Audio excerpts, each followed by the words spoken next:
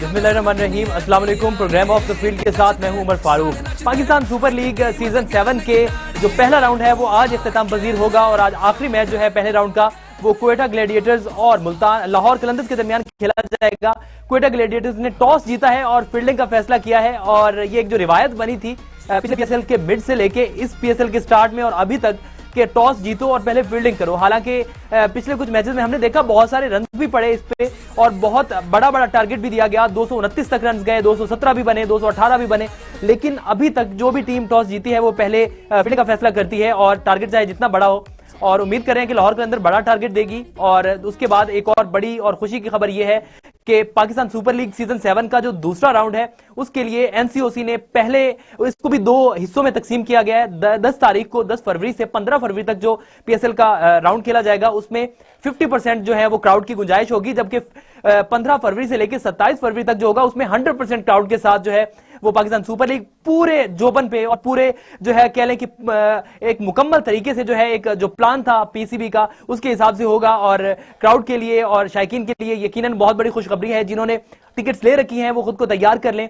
12 साल से कम उम्र बच्चे भी जा सकेंगे, मैच देख सकेंगे। और इसके अलावा जो आपने वैक्सीनेशन करवाई है अपना वैक्सीनेशन सर्टिफिकेट साथ लेके जाएं और जाके आप 100% जो है वो क्राउड पे आप जाके मैच देख सकते हैं। आपने अगर टिकट्स परचेज कर लिए हैं कोई खतरे की बात नहीं है और एनसीओसी ने बाकायदा तौर पर इसकी मंजूरी दे दी है। अच्छा, अगर पहले राउंड की बात कर ली जाए, सबसे पहले तो पहला राउंड खत्म होने को है। अगर कुछ टॉप स्टैट्स की बात कर ली जाए तो विकेट्स में अगर देखा जाए तो शादाब खान 14 विकेट्स के साथ 5 मैचेस में पहले नंबर पर हैं। इमरान ताहिर 10 विकेटों के साथ दूसरे नंबर पर हैं, जबकि खुशदिल शाह 9 विकेटों के साथ तीसरे नंबर पर हैं। अगर बैटिंग की बात कर ली जाए तो लाहौर कलंदर के ओपनर फखर जमान जो है वो 285 रन के साथ पहले नंबर पर है और जो शान मसूद हैं मुल्तान सुल्तान के ओपनर वो 275 रन के साथ दूसरे नंबर पर है। मोहम्मद रिजवान 215 रन के साथ तीसरे, जबकि कप्तान बाबर आजम 196 रन के साथ चौथे नंबर पर हैं।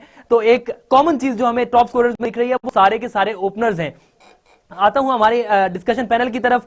यावर आपसे शुरू करता हूं। सबसे पहले तो बहुत शुक्रिया प्रोग्राम में वक्त देने के लिए। एक बात कर लेते हैं, कॉमन चीज है कि जो ओपनर्स हैं हमारे यहाँ वो स्कोर कर रहे हैं, चाहे वो मतलब जो टॉप स्कोरर हैं, चाहे शान मसूद को ले लें, चाहे फखर जमान को ले लें, मोहम्मद रिजवान को ले लें या बाबर आजम को ले लें, ये टॉप स्कोरर हैं और ये सारे ही ओपनर्स हैं। तो क्या हम कह सकते हैं कि हमारी जो ओपनिंग के लिए जो बैट्समैन की फैक्ट्री है वो बेहतर हो रही है?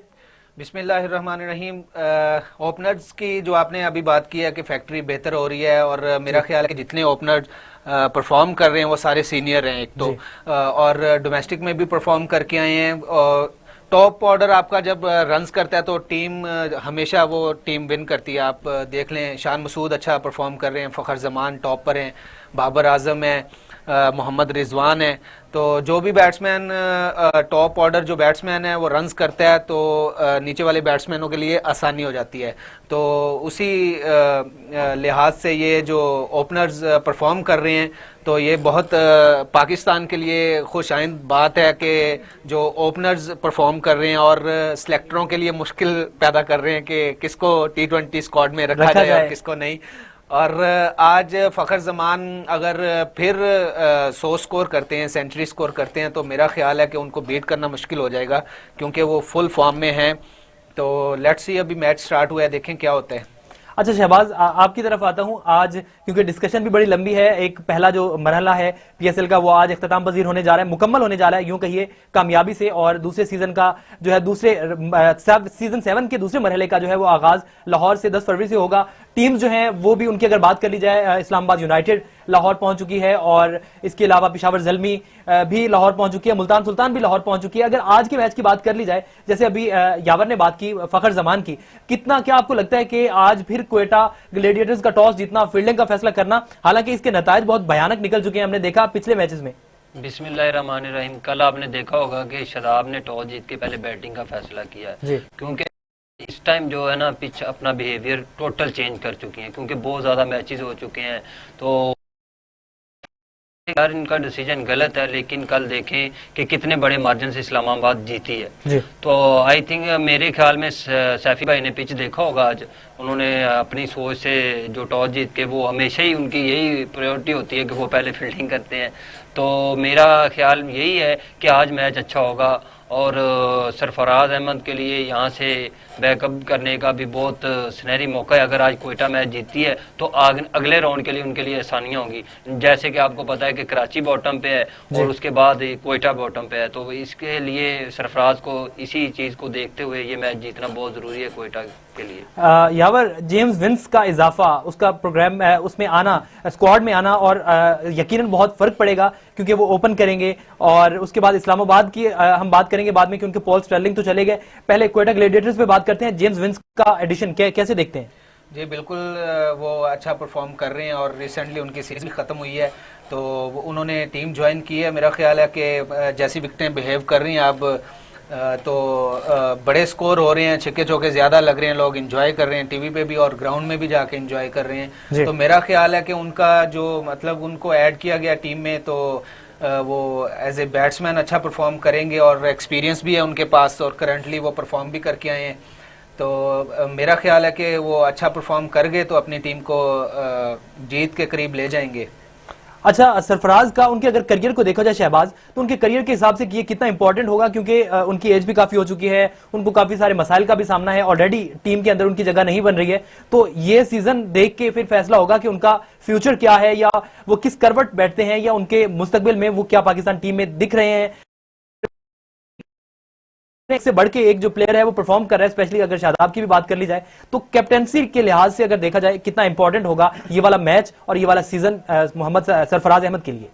कैप्टनसी तो को लेके देखें तो पीछे आपने देखा होगा कि बहुत बातें हुई हैं, काफी मसले मसाइल हो रहे हैं सरफराज की कप्तानी में।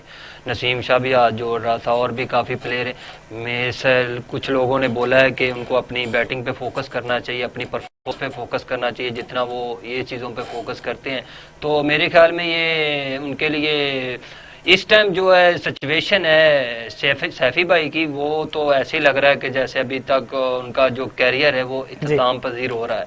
क्योंकि आपने देखा होगा कि पीछे काफी लड़के आ गए हैं, जैसे आजम खान भी परफॉर्म कर रहा है, Rizwan back to back perform कर रहा है, तो और भी काफी अच्छे लड़के हैं तो जो परफॉर्म कर रहे हैं। तो इस टाइम उनके लिए मुश्किल है, यानी कि इस टाइम अगर वो अपनी टीम को 70-80 रन करके देते हैं हर मैच में, या 50 प्लस करके देते हैं, या 40 इस तरह करके रन देते हैं, तो उनका चांस आगे सिलेक्टरों की नज़र में रहेगा कि इनको खिलाना चाहिए या नहीं खिलाना चाहिए। बाकी सिलेक्टर बेस्ट जानते हैं आगे क्या बात। अच्छा यावर, अगर सरफराज की बात करें, परफॉर्म कर भी जाते हैं लेकिन उनका स्ट्राइक रेट एक तो ये है कि वो बहुत नीचे है, स्ट्राइक रेट अच्छा नहीं है। दूसरा, एक उनकी कैप्टेंसी में ना वो अनऑर्गेनाइज्ड लग रही है उनकी कैप्टेंसी। उनको शायद समझ नहीं आ रही कि कौन से प्लेयर को किस नंबर पे भेजना है। जैसे हमने लास्ट मैच में भी एक बार देखा कि इतना बड़ा टारगेट 200 प्लस का अगर टारगेट हो तो आप दोनों नए लड़के जो हैं उनको ओपनर भेज रहे हैं, चाहे बेशक वो जो बंगलजई है, बंगलजई तो पहले खेल भी नहीं चुके, तो उनको भेजना, ओपनर भेजना, फिर उसके बाद ठीक है आपके प्लेयर्स अगर अच्छा परफॉर्म कर जाते हैं लेकिन इतने बड़े टारगेट के सामने आप अगर भेजते हैं जेम्स विंस जो हैं, जेम्स विंस को अगर आप भेजते हैं तो वो आपके लिए बेहतर हो सकता है क्योंकि वो पावर प्ले के बैट्समैन हैं और आप दोनों नए लड़के इतने बड़े टारगेट के सामने भेज रहे हैं, तो उनकी जो कैप्टेंसी है वो भी हमें डोलती भी नजर आई कि उनको समझ नहीं आती डिसीजन क्या लेना है।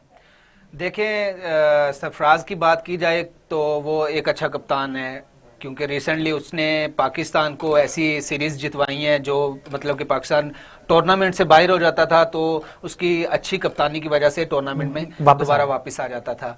तो किसी भी कप्तान के लिए जो लड़के परफॉर्म कर रहे होते हैं ना, वो मतलब कि उनका मेन रोल होता है। जो बेस्ट आपकी टीम 11 होती है, जो कप्तान की मर्जी से या कोच की मर्जी से जो टीम उतारते हैं ग्राउंड में, तो वो लड़के परफॉर्म करें तो कप्तान हमेशा कप्तान रहता है।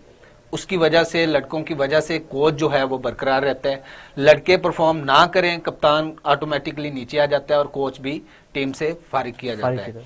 तो इसलिए अगर तो लड़के परफॉर्म करेंगे तो सरफराज अहमद अच्छे कप्तान भी बन जाएंगे। वही सरफराज अहमद होगा, वही लड़के परफॉर्म कर रहे होंगे, वही सारे सरफराज अहमद की तारीफें कर रहे होंगे। मैंने देखा है कि आप रिसेंटली पीछे जाएं तो मिसबाह हक को टीम से बाहर निकाल दिया था, तो वो 3 साल बाद आए और एज ए कैप्टन आए थे। ठीक है, कप्तानी ही छोड़ के गए थे, वो कप्तानी ही आके उन्होंने स्टार्ट की। ठीक, तब लेजेंड बैट्समैन थे, लेजेंड बॉलर थे, टीम ऐसी थी आपके पास कि मेरा ख्याल है कि इस टाइम वैसी टीम हमारे पास नहीं है जैसी 10 साल पहले थी या 5 साल पहले थी। आप देख लें तो मेरा ख्याल है कि सरफराज अहमद की कप्तानी पे हम बात ना ही करें तो बेहतर है, क्योंकि लड़के परफॉर्म करें तो कप्तान का हौसला ऑटोमेटिकली कराची किंग्स की मिसाल भी हमारे सामने है। बिल्कुल देख लें, वो करंट पाकिस्तानी प्लेयर है बाबर आजम, तो हम वर्ल्ड क्लास प्लेयर है, नंबर 1 पे है, T20 में भी, वनडे में भी, टेस्ट में भी रह चुके हैं। तो हम अगर तो उनको क्रिटिसाइज करना शुरू कर दें तो ऑटोमेटिकली वो भी नीचे आ जाएंगे, और नीचे आए भी हुए हैं क्योंकि लड़के परफॉर्म नहीं कर पा रहे। एक तो मोहम्मद आमिर की वजह से थोड़ा सा उनको लॉस हो रहा है, तो फास्ट बॉलिंग के शोबे में भी वो उस्मान शिनवारी को उन्होंने बुलाया है, तो उन्होंने टीम ज्वाइन की और अच्छी बॉलिंग कर रहे हैं वो। तो जाहिर सी बात है, अगर कोई प्लेयर अच्छा परफॉर्म करेगा तो कप्तान भी ऑटोमेटिकली उसको सपोर्ट भी करेगा, और कप्तान का अपना मोराल भी जो है वो अप होगा। अच्छा, अगर यहाँ पर आपसे पूछ लेता हूँ कि अगर लाहौर कलंदर में इस तरफ आ जाते हैं, इनकी कैप्टनसी की बात कर लेते हैं। अगर शाहीन शाह अफरीदी की तो स्टार्ट में थोड़ा हमें नजर आया लैग, लेकिन ये है कि उन्होंने अच्छा परफॉर्म कर रहे हैं एज अ कैप्टन। तो क्या हम समझ बहुत कम ऐसे लोग हैं या बहुत कम ऐसे हैं प्लेयर्स जो एज अ बॉलर कैप्टन उन्होंने जो है वो चार्ज संभाला हो। हमने पैट कमिंस को देखा, और भी मिसालें हैं लेकिन बहुत रेयर हैं।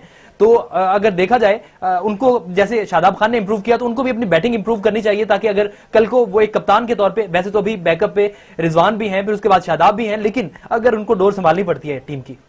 देखिए, मैं स्टार्ट करता हूँ शाहीन शाह अफरीदी से। वो जो कप्तानी कर रहे हैं वो बहुत अच्छी कर रहे हैं। हम देखें तो हमारे माजी में वसीम अकरम कप्तान रह चुके हैं, इमरान खान रह चुके हैं। जो आपने फास्ट बॉलिंग के शोबे से बात की है कि फास्ट बॉलर कप्तान कम होते हैं, या आपने ये बात सही की है, क्योंकि मोस्टली हमने टीमों में देखा विकेट कीपर कप्तान होता है या कोई बैट्समैन कप्तान होता है।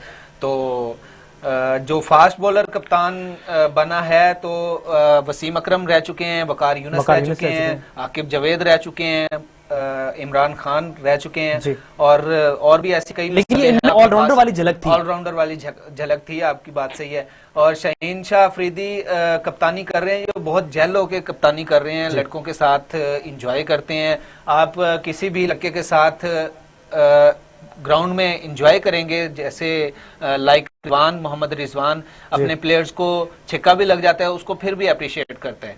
तो इसीलिए शाहीन अफरीदी अच्छे कप्तान साबित हो रहे हैं, क्योंकि उनकी टीम परफॉर्म कर रही है। भाई, हम भी यही बात कर रहे थे कि अगर कोई गलती कर रहा है तो उसको आप अप्रिशिएट करो, जाके हौसला दो। अगर शादाब खान की बात कर ली जाए, शहबाज, अगर शादाब खान की बात की जाए तो वो भी हम देखते हैं कि अभी वैसे बैटिंग के शोबे में देखा जाए तो मोहम्मद रिजवान परफॉर्म कर रहे हैं, बाबर आजम अच्छे कैप्टन है, लेकिन उनके बाद अगर हमें कैप्टन के तौर पे कोई नजर आता है तो वो शादाब खान है, और इस PSL में तो उन्होंने साबित भी कर दिया कि वो टीम को संभाल सकते हैं। क्या कहते हैं?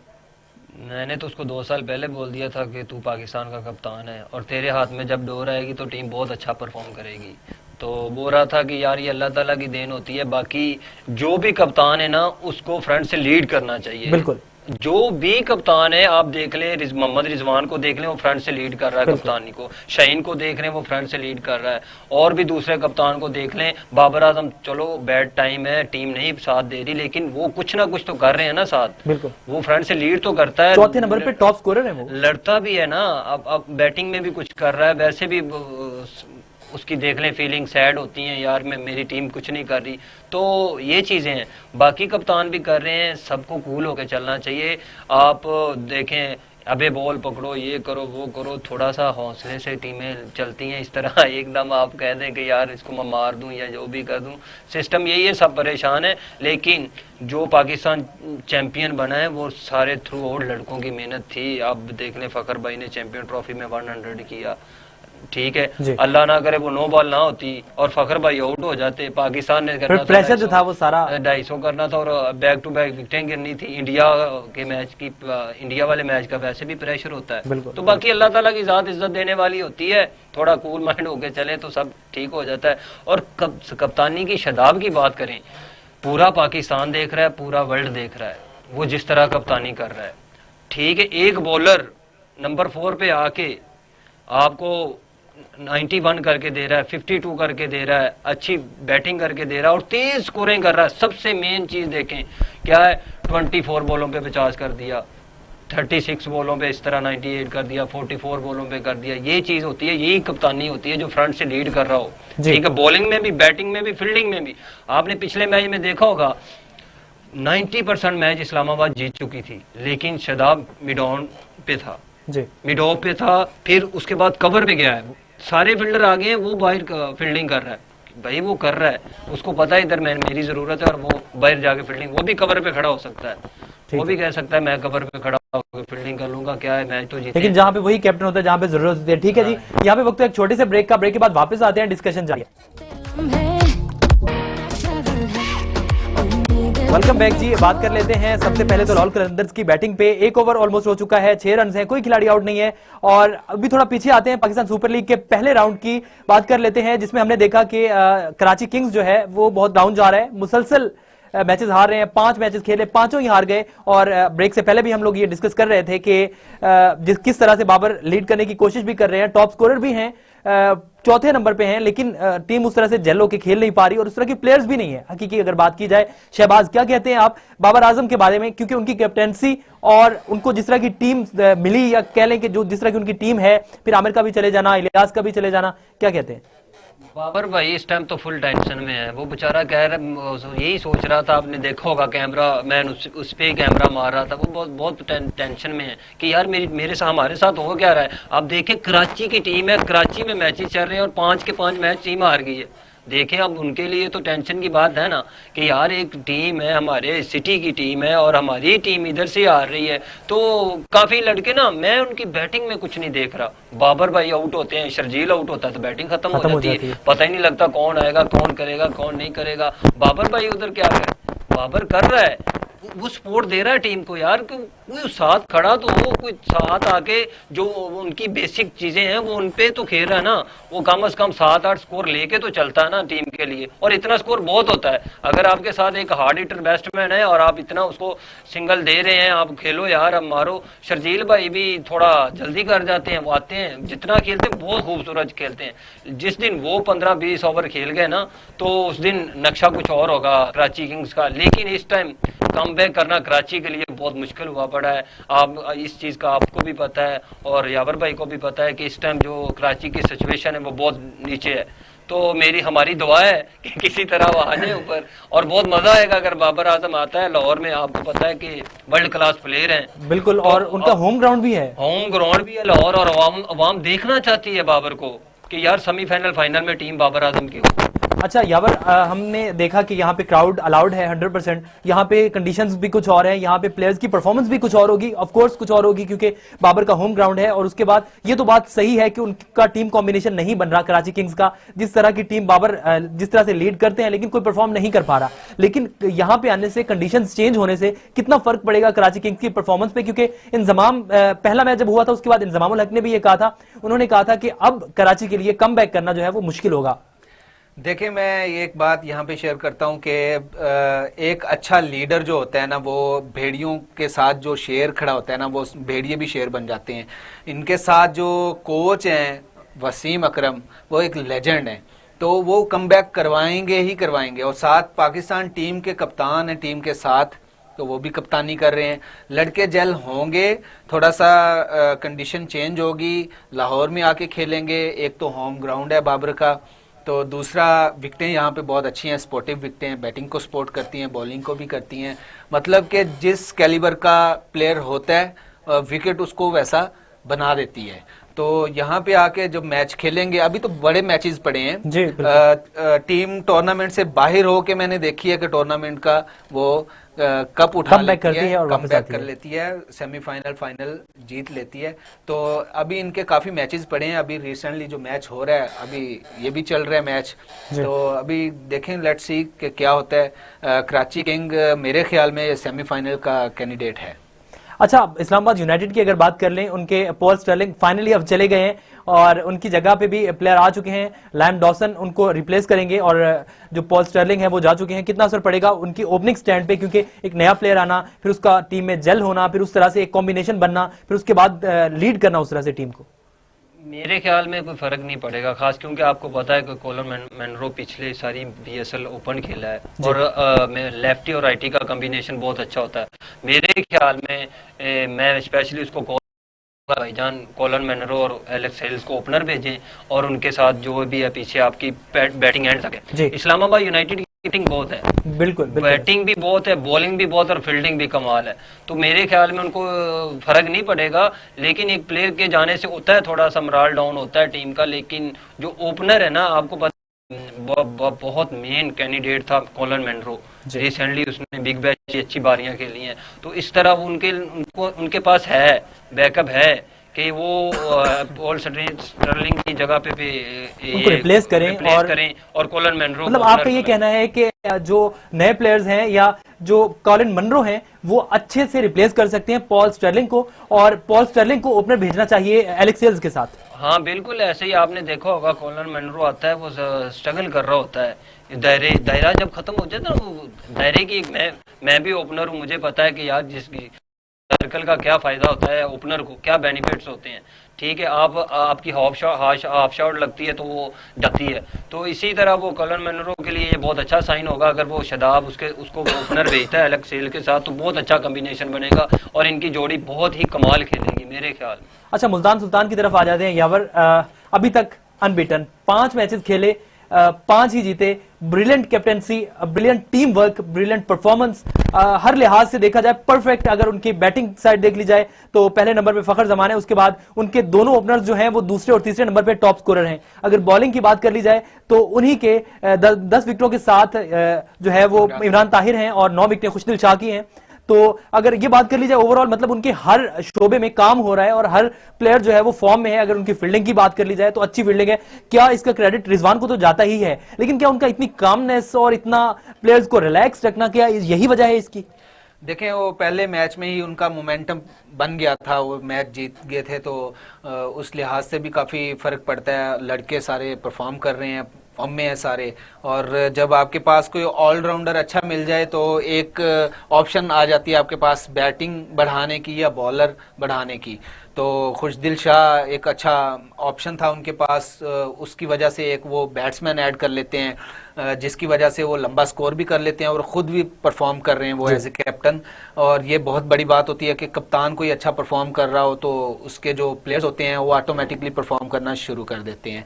और रही बात ड्रेसिंग रूम की, उनका माहौल बड़ा अच्छा है ड्रेसिंग रूम का। इवन के ग्राउंड में भी वो इतने कूल रहते हैं, अपने प्लेयर्स को सपोर्ट करते हैं।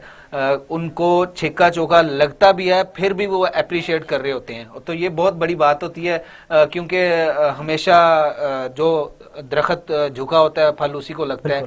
तो इसीलिए वो बहुत आजिज़ी में रहते हैं, तो अल्लाह ताला उनको नवाज भी रहा है। तो मेरा ख्याल है कि वो ऐसे ही परफॉर्म करते रहे तो कप्तानी उनके हाथ में आ जाएगी बहुत जल्दी।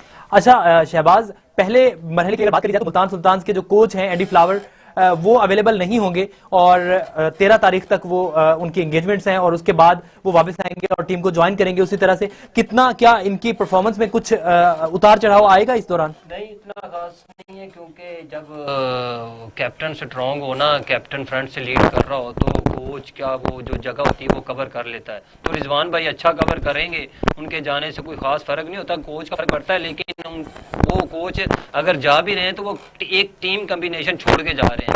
आगे उन्होंने बताया हुआ है, स्ट्रीक है जो उन्होंने बनाई है। आप देखें ना, 5 मैच जीतना ये कोई आसान बात नहीं है। अनबीटेड मुल्तान सुल्तान है, तो बड़ी ये बात है।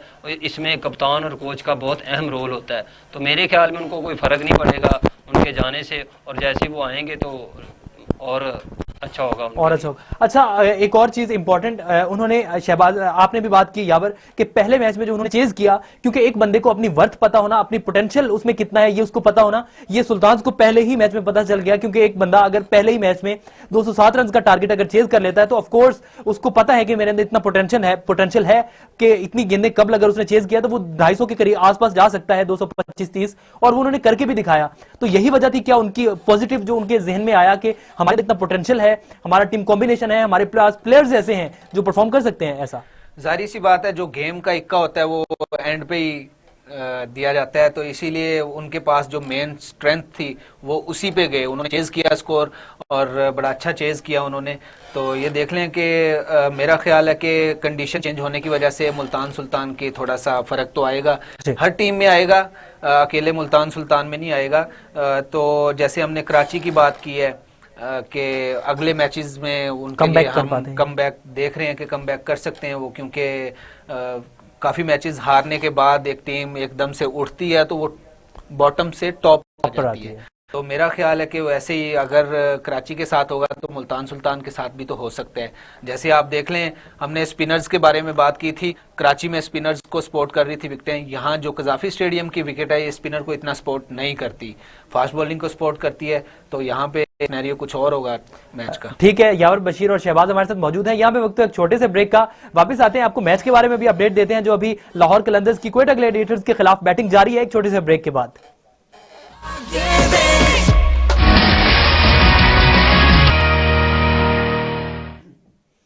वेलकम बैक जी। लाहौर कलंदर्स की बैटिंग जारी है क्वेटा ग्लैडिएटर्स के खिलाफ, और अगर बात कर ली जाए स्कोर की तो चौथे ओवर की 2 गेंदें हो चुकी हैं, 24 रन है, कोई खिलाड़ी आउट नहीं है। फखर जमान 5 गेंदों पे 8 रन बनाकर क्रीज पर मौजूद हैं, जबकि अब्दुल्ला शफीक ऑन स्ट्राइक हैं और 16 रन बना चुके हैं 15 गेंदों पे। आपकी तरफ आता हूं शहबाज, कितना टारगेट क्या लग रहा है, कितना टारगेट लाहौर दे पाएगा? मेरे ख्याल में लाहौर के अंदर 180-190 टारगेट देगा कोयटा के लिए, और जो कि कोयटा के लिए बहुत मुश्किल हो जाएगा। कितना चेजेबल है, आपको क्या लगता है यावर? कितना अगर 180, 170, 180 के पास जाते हैं या 190 वाली साइड पे जाते हैं तो कितना चांसेस हैं कि कोयटा ग्लैडिएटर्स इस स्कोर को चेज कर लेगी?